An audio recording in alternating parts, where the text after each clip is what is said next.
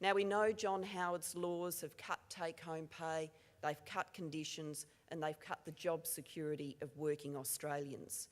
Under John Howard's laws, Australian workers have lost their job security because they have no protection against unfair dismissal. Recently, the Australian Industrial Relations Commission confirmed that a million more workers can be sacked for the sole reason that the employer wants to reduce their costs by replacing them with someone who will do the job cheaper. Under John Howard's laws, things like penalty rates, overtime, leave loadings, shift allowances, bonuses and public holiday pay rates can all be stripped away with the stroke of a pen. We see this as happening as a result of the Australian workplace agreements people are being required to sign. And we know that there is no choice about many of these AWAs, whatever the government may say, and despite the title of its legislation. You sign the AWA or you don't get the job. You sign the AWA or you don't get the promotion, or you sign because you don't feel you can stand up to the boss. And you don't have to be a NASA rocket scientist or a Nobel Peace Prize winner to work out that these laws have been used to take away pay and conditions. Economists have been telling us that employees have lost out.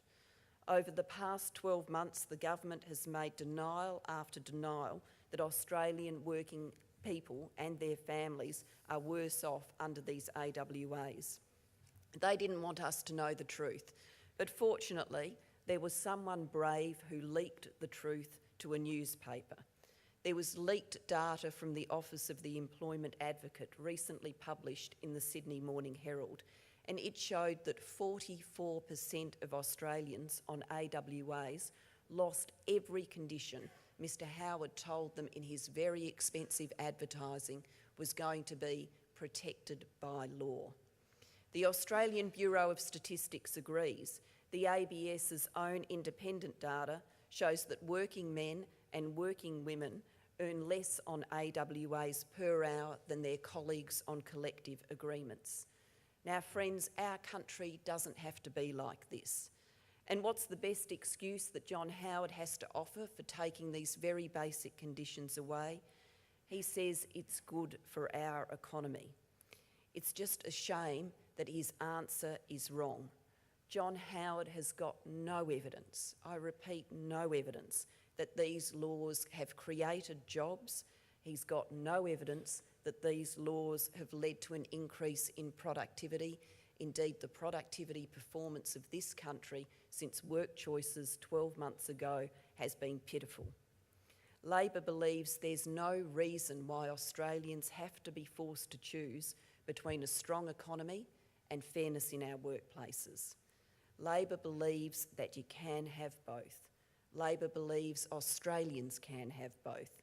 We believe Australians should have both. We believe Australians deserve both. Our industrial relations policy forward with fairness ensures both. In government, Labor will create a new industrial umpire, Fair Work Australia, to make sure that the system works. We will create a new industrial relations system for the modern Australian economy and modern Australian workplaces. And Labor's system will be fairer.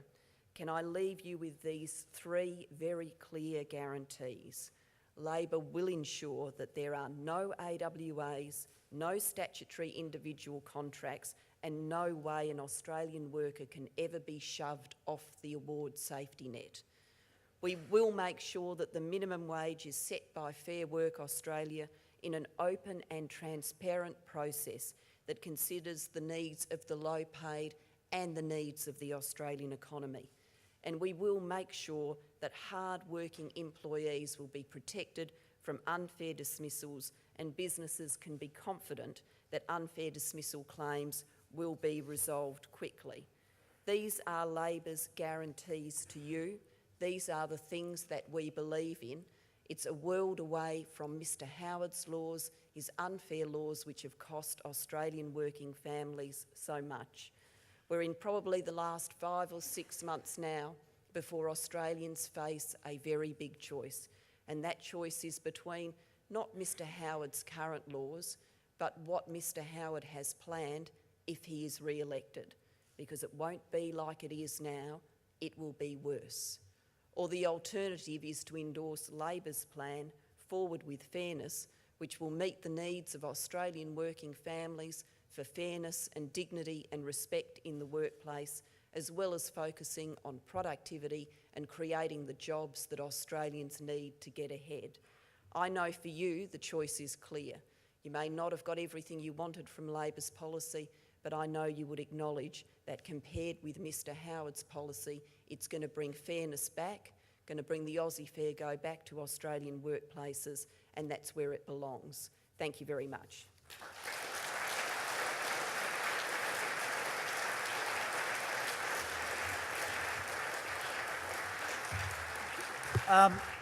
Thanks, Julia, I think. Got a bit of a smack over there because I've been a bit naughty, but that happens. You know, you've known me 20 years, you know what I'm like. Yeah. Look, just a bottle of wine, just to help to get over my comments, will be right. That's something for you to wear in Parliament. Only one? It's part of our autumn collection. It's Your Rights at Work, one each to you, I dare you. Right. And just a bag to put John Howard's remains in after the federal election, perhaps. Now you're going to be in trouble. I'm in trouble again. again. Now you're going to be in trouble All right. again. Thanks, Julia Gillard. We wish you well.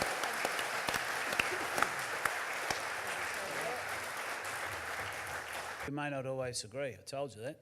But certainly in terms of the issues, I don't retract from my comments to John Howard, and if the language of the street offends people, well, that's it. And if politicians have to be seen to give us a slap, and I guess that's fine as well. The greater crimes, I would think, is the sacking of Australian workers, the taking away of workers' rights, and I will never mask my hatred for John Howard in any forum. But thank you. Just imagine what I could have, if I really said what I thought. It's nice being in trouble with Julia, though, must admit. It's hard to take.